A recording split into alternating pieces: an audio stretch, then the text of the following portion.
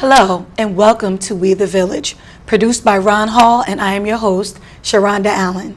So we have a wonderful guest here. I want to find out more. I want my viewers to know, who is Elease Wiggins? Who are you? So first, thank you for having me, for inviting me, for allowing me to be here. I thank God for this moment in time. I got to give him praise and thanks for my life, right? Yes, yes. So Elease Wiggins is a daughter of a king. Okay. And Elease Wiggins didn't always know that. And Elease Wiggins just began walking into her purpose, into who she is. So when people ask me who I am, I say, I'm the daughter of a king. Yes. Yeah. Who's the king? So the king is the King of Kings, the Lord of Lords, the head of my life, my Father, God in heaven. I'm thankful that God saved me. So I always use the analogy when I talk about my life where Saul turned into Paul. So he was on the road to Damascus. I've been on the road. Mine wasn't called Damascus. It probably was called ratchetness, right? And God had to say, ooh, you're mine, and pull me back. And it was like, no, but I want to go that way. And when I look back now in retrospect, I say, oh, now I see what you were saving me from. Right. So now I acknowledge who I am, who created me, and why I do what I do. Right. So I love that because purpose is big. Yes. So it sounds as though you know and understand your purpose, Yes. your walk, Yes. your road, Yes. okay? Your transformation, your new beginning, your Yes. metamorphosis, caterpillar to butterfly, snaps up, Yes. okay? So I love that. So let me ask you, in your road, what is your educational background? Okay, so so let's start off. I graduated from high school in Brooklyn, New York. I'm originally from Brooklyn, Paul Robeson, business and technology. Yes. My family at the time didn't have money to send me to college. Pell, if I did, I wasn't eligible for it. So I went to Job Corps for about 3 years. And I was able to study computer technology, where I used to build and repair computers. Now if I get a system error, I'm like, let me call Microsoft because I don't know what to do. If you don't use it, you lose it. It's What? So true, right? Okay, then I went on to get an associate's degree in public administration, a bachelor's degree in applied business management with a concentration in social service administration, and a master's degree in urban studies. So all three of my degrees are in totally different things, but right now in my business, I'm using all three for my business. I love that. I love it. And, I tell people, don't get all your degrees in one area.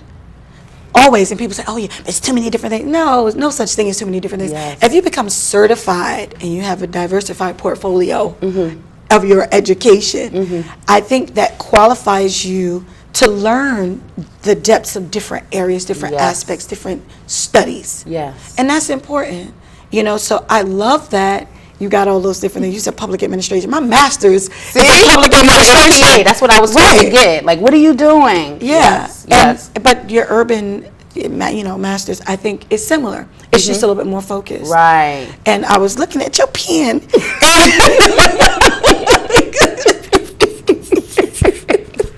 Right? And it's the sociology department. Yeah. And that's what my bachelor's degree is in. That's why we're sisters. That's why. Oh, my God. My bachelor's is in sociology with a collateral in Africana studies. So I have 3 different areas as well, which I think is important for what I do and all of what I'm qualified for. Yes. And I think it's important. I love to hear about people's educational journey because, it lets us know that we already have talents. Yes. We have talents. Yes. And we know how to do things, and we're good at things. But sometimes we have to get that tried and true study. We don't have to reinvent the wheel every time. No. When I learned about PERT charts and Gantt charts and planning, I said, I had this in my head. Right. Now I have it theoretically. Theory. Yes. Theory. I was able to operationalize it. But the theory of it And when I had to do my project with my professor, Dawood Farahi, who was now the president of Kane University. Okay. El Presidente was my professor. All these people were doing all this complicated stuff, and I'm going to try to do this system, blah, blah, blah, blah, blah. And all I did for my big project was a queuing analysis for a beauty salon. I love it. And he said Sharonda did the best project in the class. This could revolutionize the lives of women who sit all day in a salon. And my scientific planning within my master's degree program, because of my creativity and my skills that I had already, it was like, now I just have to apply it. Now you just lined it up and you applied it. Right. I love it. And it was something so, like, people would think it's basic, but it's amazing. He was so impressed. So we have to know, and a lot of people don't realize, you got to go to school. So you have to go to school. You know, I was the first in my family to graduate from college, not attend. Wow, okay. And at the time, it was like, you're lazy, you don't want to get a job, what are you going to be, a student for life? My family really didn't see the relevant, especially because I was getting different degrees, so they thought that I was just kind of playing around. People say that to you. Yes, I'm happy to say that almost everybody in my family out of high school is going straight to college. Perfect. I have an aunt who, after 20 years, went back to school and got her bachelor's degree. Perfect. So I understand that I had to be the change agent. It wasn't easy at the time with the ridicule, but again, now looking back, I'm like, oh, I see what you were doing. But I think you had enough personal perseverance and tenacity to say, I don't care what you're talking about, because you know what I tell my young people, my students? Be careful of people who give you advice or criticism. Would you want to trade lives with them? I like that. Okay, I'm at you on that one. I'm going to at you. Okay, I like quote it. me. Yes. Because let me tell you something. It's okay to listen to people sometimes when they tell you, be careful, don't do that, because that's a pitfall. Right. But if everything they've done is a pitfall, and they can't tell you what they've done right, you can't listen to them too hard. See, the people who were, I don't want to say advising me, because I clearly wasn't listening. The people sure didn't. Yeah, the people who were suggesting things to me, they were living lives that I didn't want to live. Exactly. Right? So when I was little, who was my role models? Claire Huxtable. Oh, my God. Right? So I still have to go to law school. Yes. I'm speaking that into existence, right? Yes. And it was like, this is what I want to be able to be a wife and a mom and still have a career and still be classy and still be able to put you in your place if you need to, and then snatch it back. Like, so she kind of like embodied everything that I want to be. And when I got older, there was no one that I could touch that was a Claire Huxtable. Wow. So I had to become who I saw in my mind. You got me tearing up. That is so interesting. Wait, not our mascara. Okay. Not on camera. Okay. No, because that is, I don't know if I've ever gotten this emotional on camera, because that is a major thing. Claire Huxtable. You got me a little confused right now. So overcooked right now, because I looked at Claire Huxtable as a grown woman that I wanted to be. Yeah. Today people say, you look like Felicia Rashad, because if the camera can go on me, sometimes I'm like, those angles. Yes. So I have always loved Claire Huxtable because she was such a beautiful role model of a mother, a wife. She was that woman that was like, oh, no, you don't. Her career. Amazing. She was attainable. And so when I make my face and I'm like, oh no, my Claire Huxtable face. Well, Cliff, did you really think that you were going to be able to get away with that? That is not acceptable. That's what I mean. The calm, reading someone, that checking with that, without the going nuts. Right. And really like checking them in a point where you're making them better and you're correcting them and you're not criticizing them and you're not breaking a person's spirit. Right. I realize that it's a difference with that. Right. And she was such an authority. And I think Claire Huxtable, like, I know it's a character, but she was a person. And when you said you couldn't put your hand on I was just like, I was blessed, because when I was a kid, my mother made sure that I had doctors who and professionals around me like Claire Huxtable. Right. And I'm so grateful because I was working with my doctors and knowing them and at their events and invited to their home and in their beautiful big yards and getting in their pools. And so I know how important that was. Yes. While it was happening, I said, yes, this is a Claire Huxtable. Yes. Here she is. Yes. I touched them. I talked to them, and it was just like, for you to say that, it means that we still need Claire Huxtable. Okay, I hear you. We still need 2018, I hear you. 2018, I mean, I look at some of the things that are going on in society right now, and I feel like it's 1918, honestly, some of the racial things. And I think that we have to really seize the day, carpe diem, with our talents and what we can do. And I'm just so full today. Yes. I'm full. So let me tell you a message that I was given in 2010. I have 2 children. I have a 13-year-old daughter and I have an 8-year-old son. So at the time I was pregnant with my son, and God sent me to Joshua 1. And I would read it, maybe every day sometimes. The Bible was open. I wasn't really into it. Now, 8 years later, I see what he was saying to me all along. You're going to have to lead these people out of bondage. Who the people are, I can't say. I can't be afraid. So all along, while I was going through my journey, I've learned not to take the journey personal. When things happen, when people, whatever is going on, it's like for a while I felt like I was a boxer in the ring, and I just kept getting hit, and I had to just keep my face up, sometimes I would hit back, but more like 90% of the time I was taking the hits, but I didn't fall. I probably stumbled. Maybe if I did fall, I was up before the 60-second count. Oh my goodness! And that's thankful, serious. But the thing about it is, like, when I go back and I read, be strong and courageous, don't be afraid, I'm with you. When I read those scriptures, and sometimes I listen to the Bible, it's like I could be in the midst of something and I could hear those words, be strong and courageous. Like who's gonna challenge you for real? Even if they think they won, you really still won.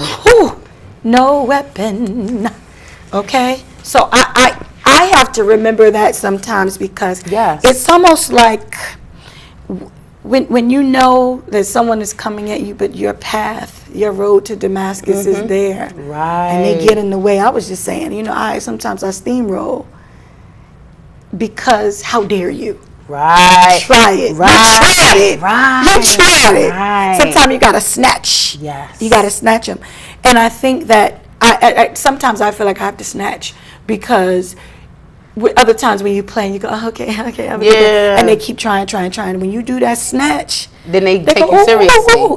And it's like, it's unfortunate that you have to snatch scalps. Now, you know what? I got to say this too. So 2 years ago, I was asked by my pastor at the time, Pastor Booker. She wanted me to read one of the last 7 words. I had never been like up in front of the church, read. I'm like, okay, am I a pastor? Like, what is this? So I was advised to study the book of John. Why did they do that to me? One thing that I really learned is that when you know you have a purpose, people can't bother you.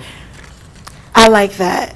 I like it. When you read the book of John and you read it and you see Jesus just comes on the scene and he like, you follow me, you do this, I'm doing this, come with me. He didn't have to explain too much, and when he did, they didn't even understand what he was saying.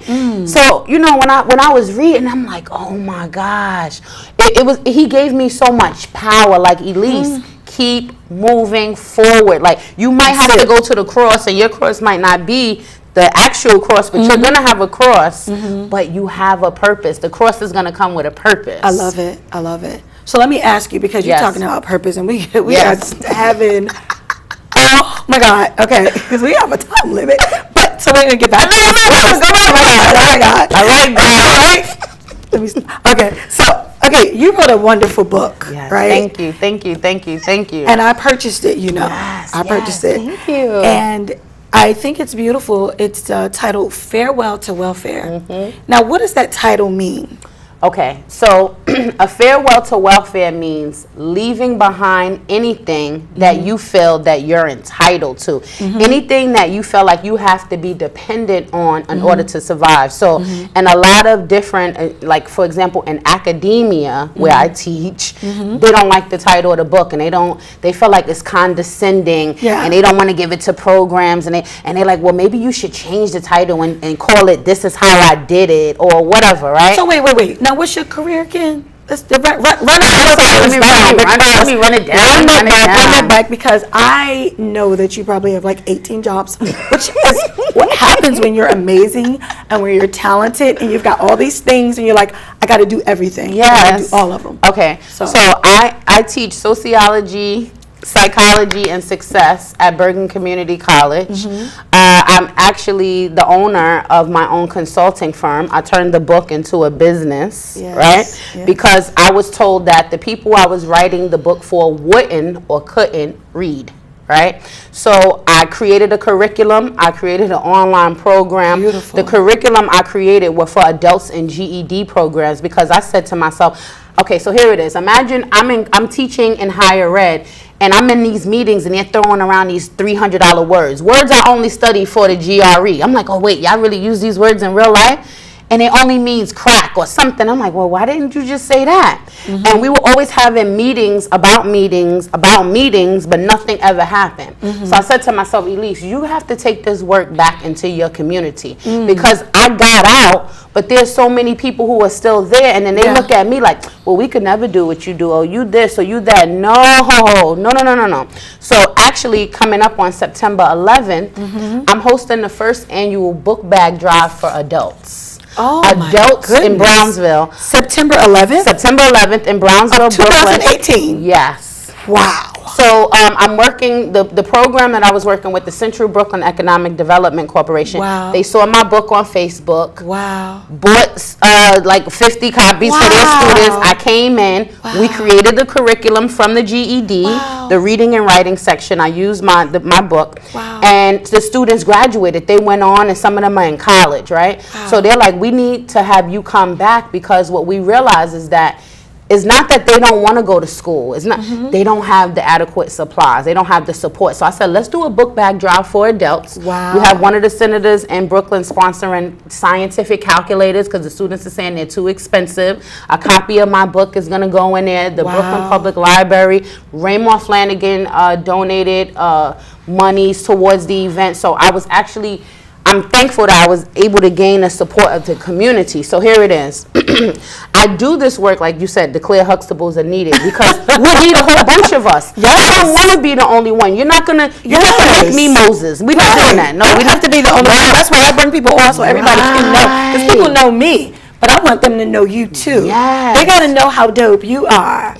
Okay? Like, I am so like not a hater, right? And I think that, like, I can't stand when they put Brandy and Monica against each other. I'm gonna buy both albums. Or Nicki and Cardi. I'm so tired of they're both dope. Stop doing competition stuff. Buy both of the albums. Yes. Why do we have to pick? Right. So for me, the importance, I know who I am, I know what I do, but I want them to know you, and I have this forum here. I appreciate you. And I appreciate you, and I'm so grateful, because Yes. I am just,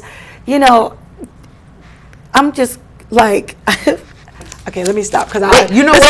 This is another conversation. You know what? I gotta say this, right? Let me tell you what got me to New Jersey, because yes, because you're not originally from New Jersey, but I love New Jersey. Moved from BK to New Jerusalem. So what had happened was my lease had expired. I was living in Queens. Yes. And myself and my 2 children, and my landlord didn't want to renew my lease, and I didn't have anywhere to go. So it came, boom, you're in the street. Wow. Myself and mind you, I'm a college professor. I'd already wrote the book. I'd already started the business. Every dime, now what happened? Every dime I had, I was putting it into the business, right? Rent money, everything. Just, I got to go all in. 6 months, we were living in a shelter, aka hotel, for 90 days. Wow. Something became available out here in Bergen County. I said, okay, Brooklyn, New York, I love you.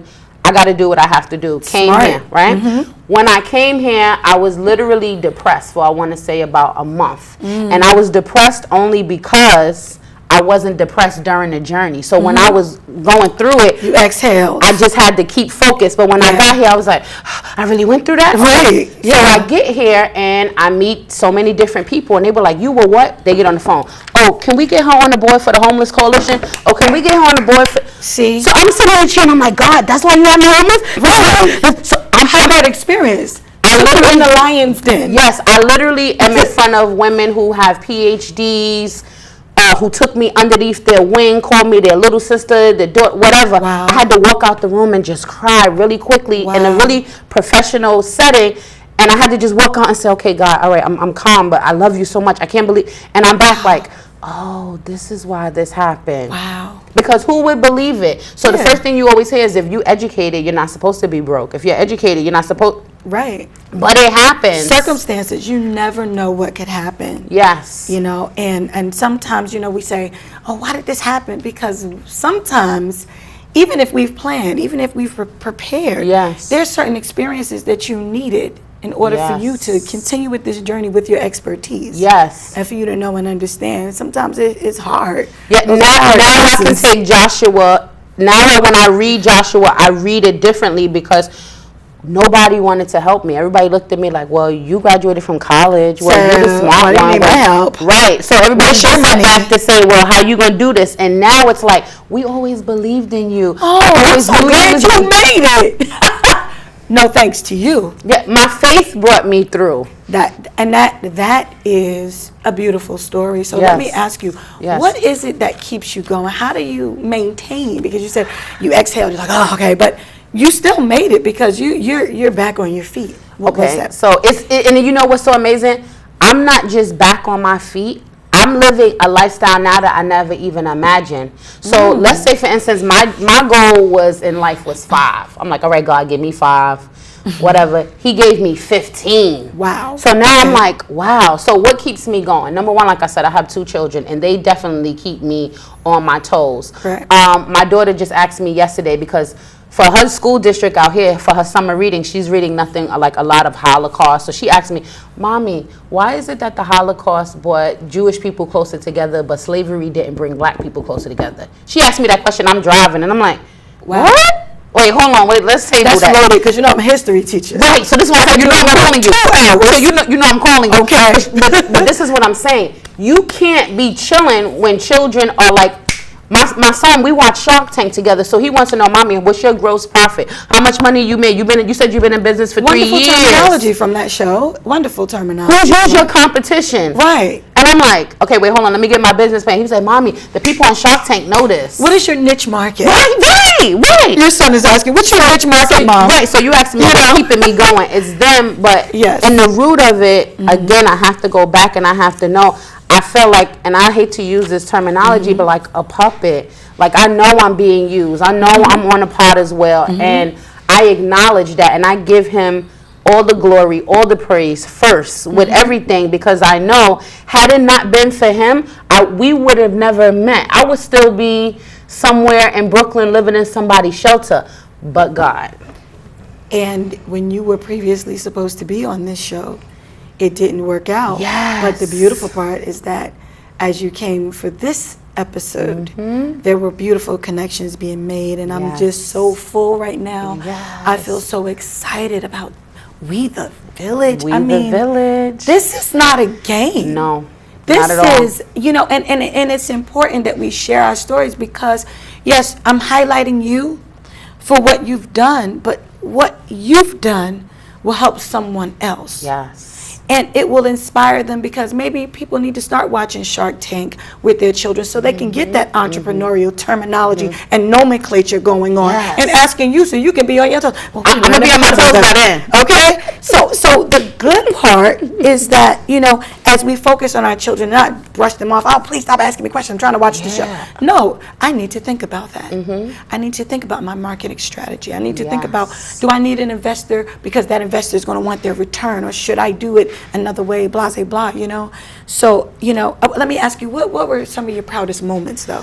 Because we're talking about, you know, So some of my proudest moments were, so just recently, so the Raymond Flanagan event was my birthday. It was my 38th birthday. Yes, 38. Nice. And everyone had to say something, and my daughter said, I'm so proud of my mommy because I know what we've gone through. Wow. And to see where she is today, it just amazes me. So, I couldn't cry. I had the face deep. But I felt it internally. And my father, he gives my children allowance every week. My son, before he spends his money, he's like, Mommy, do you need this for anything? I only want $2 or $3 or whatever, because I know you probably have to do laundry. Right. I look at a lot of times people have grown children who don't ask their mom, do you need anything? But because another thing I have to say too, whatever you're going through as a parent, if you have children, keep your children with you. Yes. Go through it with them. That's right. It brings your relationship closer together because it was one day I was flipping on my daughter and I was like, you don't understand what I'm going through. And she was like, yes, I do, because the way I'm going through it too. I was like, wait, okay, you're right. You got that. So my greatest accomplishments, and I used to teach at LaGuardia Community College. Nice. A lot of my students, one in particular, was diagnosed with diabetes after the class. Okay. She healed herself with all natural products. She was like experimenting. Okra. And now she has her own line. Wow. Right? And she said to me one day she was in a shower. She was in a deep depression, hair falling out, different side effects. And she said she thought about something I said in class one day. So I said, you know what? I get that everybody is not going to get it when I give it to them. But if I'm whispering in your ear 5-6 years later, that's only God. That it is. And we have to be very mindful of what we say. Sometimes, I speak freely, but I try to speak constructively. Yes. And my daughter repeated something, and I said, wow. I said that? Yeah. But you liked it, though, because I know I say stuff, but you liked it. So let me ask you, Yes. In our last few moments here, Yes. because I can't believe it's going so fast. No. What could you say to give hope to single mothers, who have been going through things, who have experienced, something that may have not been favorable for them in their lives? Okay. So, wait, I was going to do a live about this. So, number one, I have to say this. If you are in a relationship with someone right now and you're struggling, that shouldn't be. So I had that situation too where my grandmother used to say, I can do bad all by myself. Oh, yes. I say I can do better by myself. So number one, if you're in a relationship with somebody and it's more bad than good and you struggling financially, right? Yeah. Okay, that's number one. Number two. That's real. You have to listen to your children. I know, like, a lot of times I'm doing a million and one thing. Mommy, you don't listen to me. Mommy, okay, I stop. What is it that you're saying? Because sometimes they're saying things that we don't see or we're not aware of, right? Pay attention to them. Even it's so many different free events. Take them places. Do things with them. Something else. And this may not be for everyone, but I'm always in a deep worship. I'm always in a deep praise. Like, I'm always like, thank you, God, thank you, God. Consistent gratitude. Yes, because that's what I call it. I used to suffer from anxiety attacks, and I realized that's what kept me going by saying, thank you, God. You can't praise and be depressed at the same time. Can't. So you have to constantly, even if you don't see it, the faith is thanking God before you receive it and believing that you already have it. That's faith. That produces hope, character. What is that, romance? So you got to keep praising. You got to keep thanking even when you don't see it. I just want to thank you so much for coming on, Elease Wiggins. This is beautiful. And I thank all of you for tuning in to We the Village.